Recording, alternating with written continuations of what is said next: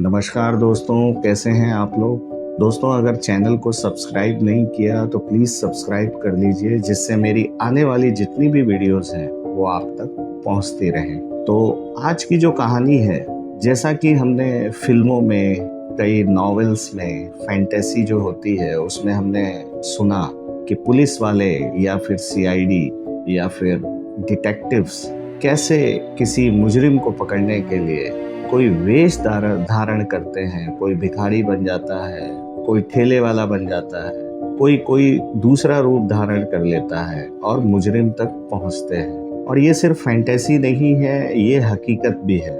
आज की कहानी भी कुछ ऐसी ही है कि कैसे एक 23-24 साल पुराने एक कत्ल के केस में एक मुजरिम को पकड़ने के लिए पुलिस वालों ने साधु का भेष धरा और मुजरिम तक कैसे पहुंचे। तो आइए शुरू करते हैं आज की कहानी। ये कहानी है गुजरात के एक शहर सूरत की। सूरत में एक कमिश्नर थे, उन्होंने एक मीटिंग बुलाई और मीटिंग में ये तय हुआ कि काफी साल पुराने जो अनसॉल्व्ड केसेस हैं उनकी एक फाइल बनाई जाए और उन पे काम किया जाए और उनको सॉल्व किया जाए। क्योंकि कहीं ना कहीं ये जो केसेस हैं, ये जो अनसॉल्व्ड केसेस हैं, जिसमें जो हीनियस क्राइम से रिलेटेड हैं, जैसे कत्ल, बलात्कार या जो बड़े केसेस हैं, उसमें भी पुलिस अगर मुजरिम तक नहीं पहुंच पाती तो ये जो केसेस हैं पुलिस के ऊपर एक दाग है। और प्रायोरिटी उन केसेस में दी गई जो कि हीनियस क्राइम हो, जो कि बहुत साल पुराने केसेस हों, 15 से 20 साल पुराने केसेस हों, जो आज तक सॉल्व नहीं हो पाए। तो एक फाइल तैयार हुई जिसमें 15 केसेस अलग छांट के निकाले गए और अलग अलग टीमें बनाई गई, जिसमें से एक केस था 2001 का कत्ल का केस। 3 सितंबर 2001 को एक कत्ल हुआ था विजय नाम के एक शख्स का। वो सूरत में ही रहता था, एक कॉलोनी में। पहले उसका किडनैप किया गया और फिर उसके बाद उसका कत्ल कर दिया गया। बाद में जब पुलिस की तफ्तीश हुई 2001 में, तो एक शख्स का नाम सामने आया था। उस शख्स का नाम था पदम, और पदम उसी सोसाइटी में जहाँ पे विजय रहता था वहीं पे वो भी रहता। पुलिस की तफ्तीश में जो बात सामने आई वो कुछ इस तरीके से थी कि विजय की एक मुंह बोली बहन, जिससे पदम का इश्क चल रहा था। लेकिन अक्सर जब भी पदम विजय की मुंह बोली बहन से जब मिलने की कोशिश करता था, अक्सर विजय जो है वो टपक पड़ता था कहीं ना कहीं से। तो पदम को कुछ ठीक नहीं लग रहा था और उसने ये तय किया कि अगर विजय को रास्ते से हटा दिया जाए तो हम आराम से मिल सकते हैं। और ये बात पदम की गर्लफ्रेंड को नहीं पता थी कि पदम के दिमाग में क्या चल रहा है। एक रोज पदम ने विजय को बुलाया किसी बहाने से और कहीं सुनसान इलाके में लेके गया और वहां पे इन्होंने खूब शराब पी। शराब पीने के बाद पदम ने उसका कत्ल कर दिया।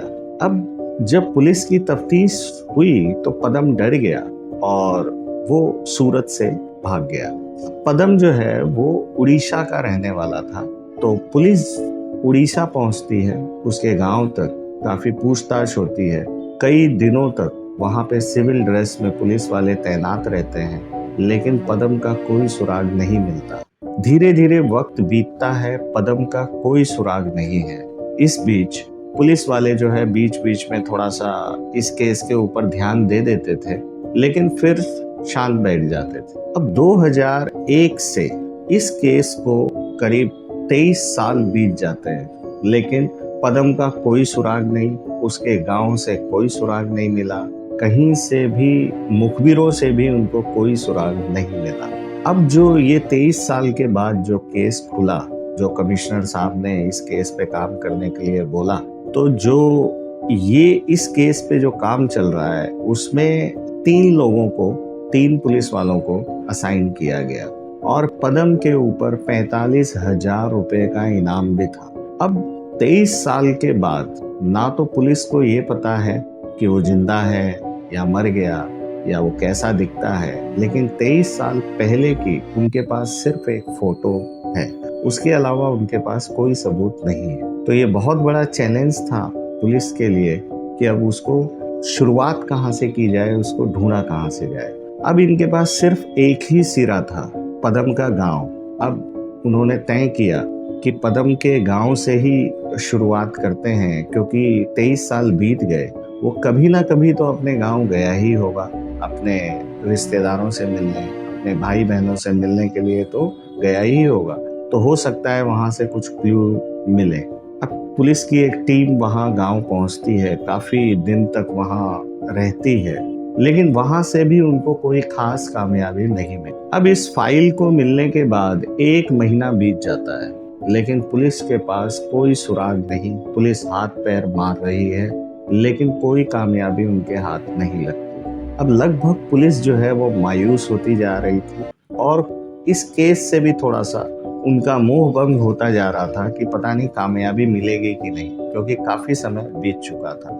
लेकिन उन्होंने गांव में कुछ अपने मुखबिर, अपने लोग छोड़े थे, जो उड़ीसा का जो गांव जो मैंने बताया, तो उसमें वो लोग भी नजर बनाए हुए थे इनके लोग। तो जो उस गांव में जो पदम के फैमिली मेंबर्स थे, वो तो पुलिस को पता था। अब उन फैमिली मेंबर्स का जो फोन नंबर है, हालांकि 2001 में कोई किसी के पास मोबाइल फोन नहीं हुआ करता था, लेकिन 2023 में जो मोबाइल फोन्स थे उसके पदम के रिश्तेदारों का, वो किसी तरीके से पुलिस को मिले अपने मुखबिरों से। उसमें उन्होंने सोचा कि इस पे कुछ अगर इसकी रेकी की जाए तो शायद कुछ कामयाबी हाथ लग सकती है, क्योंकि कभी ना कभी तो पदम उनसे बात करेगा ही। इन सारे नंबरों पे पुलिस वालों की नजर, तभी एक रोज थोड़ी सी कामयाबी मिलती है। पदम के घर वालों की जो बातचीत थी पदम से, वो रडार पे आई, लेकिन पदम ने अपना नाम कुछ और बताया था, और ये सारी कॉल रिकॉर्ड हो रही थी। उन सबकी जो रिश्तेदारों की जो फोन था, वो फोन टेपिंग हो रहा था, और नाम उसने कुछ और बताया था ड्यूरिंग जो फोन कॉल से। लेकिन पुलिस को ये मालूम चल गया कि ये पदम ही है, और अपना नाम छुपा के कहीं और रह रहा है, और ये पता चला कि वो जिंदा है। अब पुलिस को इतनी जानकारी तो लग गई, और जब उस नंबर को खंगाला गया, उसकी लोकेशन पता की गई, तो पता चला कि वो मथुरा का नंबर है। अब तीनों पुलिस वाले मथुरा पहुंचते हैं और खोजबीन में लग जाते हैं। पुलिस के पास सिर्फ 23 साल पुरानी एक फोटो है पदम की, और एक और जो सबूत अभी रिसेंटली हाथ लगा कि उसने जो अपना बदला हुआ नाम बताया था, वो बताया था पांडा। अब मथुरा जो है बहुत बड़ा है, तो पुलिस जो है इधर उधर खाक छान रही है उसकी, और बातों से ये भी पता लगा कि वो साधु बन चुका है। और जो तीनों पुलिस वाले हैं, उनका नाम था सहदेव, जनार्दन और अशोक। ये तीनों जो है पुलिस वाले थे जो कि छानबीन कर रहे हैं।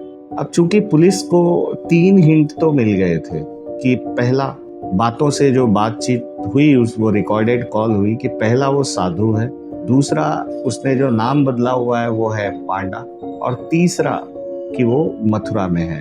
अब वहाँ तमाम पंडालों में साधुओं को ढूंढ रही है, मतलब साधुओं के बीच जाके पुलिस वाले पूछताछ कर रहे हैं, लेकिन कोई कामयाबी हाथ नहीं लगी। 8 दिन बीत जाते हैं पुलिस वालों को मथुरा में। मथुरा के 100 से ज्यादा धार्मिक स्थलों में पूरा खंगाल चुकी थी पुलिस, लेकिन कोई कामयाबी हाथ नहीं लगी। एक सुराग तक उन्हें नहीं मिल पा रहा था, लेकिन उन्होंने हार नहीं मानी। अब वो जो पुरानी फोटो है उससे, और जो नाम था बदला हुआ पांडा, उससे उन लोगों ने पूछताछ चालू की। कामयाबी मिली, और पता चला कि एक पांडा नाम का साधु मथुरा में नहीं है, मथुरा से पास में एक गांव है नंद गांव, वो वहां पे किसी आश्रम में है। और पुलिस जो है तुरंत वहां पहुंचती है नंद गांव, उस आश्रम में। अब पुलिस वालों के सामने समस्या ये थी कि अगर वो लोग वर्दी में जाते तो हो सकता है पांडा उर्फ पदम उन्हें देख के भाग जाता। तो पुलिस वालों ने तय किया कि साधु का वेश धरा, क्योंकि साधु को ही ढूंढना था, तो ये उनके लिए आसान हो जाता।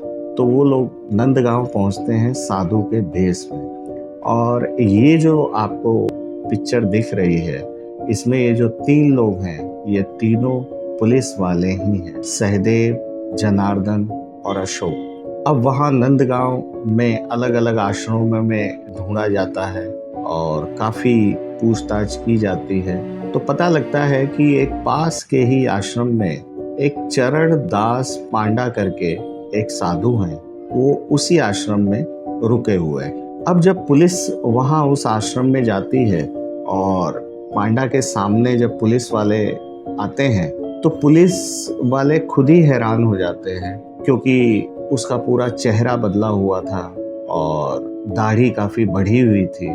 और पुलिस जो है उसे देख के ये तय नहीं कर पा रही थी कि ये पदम ही है। लेकिन जब वो लोग फोटो से मिलान करते हैं तो कुछ कुछ अंदाज था उन्हें, लेकिन पूरा भरोसा नहीं था कि ये वही पदम है। अब वो तय करते हैं कि वो उसी आश्रम में रहेंगे और बाकी की पूछताछ धीरे धीरे बातों बातों में जो भी है वो लोग करेंगे। अब वो इच्छा जाहिर करते हैं कि हम काफ़ी दूर से आए हैं और आपकी सेवा में हम लोग रहना चाहते हैं। अब जो है 24 घंटे वो तीनों पुलिस वाले पांडा की सेवा कर रहे हैं, उनके पाँव भी दबाते हैं पुलिस वाले, और बातों बातों में पूछताछ भी चल रही है। तो एक रोज वो लोग बातों बातों में पूछते हैं कि आप कभी सूरत गए हैं? मतलब अब बिल्कुल अब 2-3 दिन बीत चुके थे, 4 दिन बीत चुके थे, तो पांडा भी उनसे फ्रेंडली हो चुका था। तो वो बताता है कि हाँ, मैं सूरत गया हूँ, सूरत बहुत अच्छी जगह है। और बातों बातों में फिर उससे जो कहानी निकल के आती है, फिर पुलिस को पूरा यकीन हो जाता है कि ये वही पदम है। अब पुलिस जो है उसके असली नाम से उसको बुलाती है कि पदम, तुम्हारा खेल खत्म हो चुका और हम सूरत पुलिस से हैं। वो भागने की कोशिश करता है तो ये तय हो जाता है कि वो पदम ही है। उसको पुलिस पकड़ के और सूरत लाती है और फिर उससे जो आगे की पूछताछ होती है उसमें वो फिर वो कबूल कर लेता है कि हाँ, मैंने ही विजय को मारा था।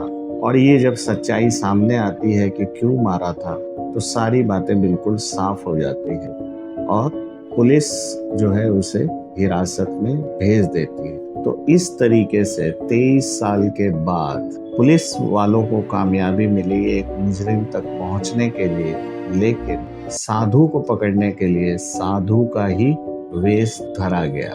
तो दोस्तों, आशा करता हूँ ये कहानी आपको अच्छी लगी होगी, और अगर चैनल को सब्सक्राइब नहीं किया तो प्लीज़ सब्सक्राइब कर लीजिए, जिससे मेरी आने वाली वीडियोस का नोटिफिकेशन आपको मिलता रहे। तो मिलते हैं एक नई कहानी में, तब तक के लिए अपना ध्यान रखें। नमस्कार।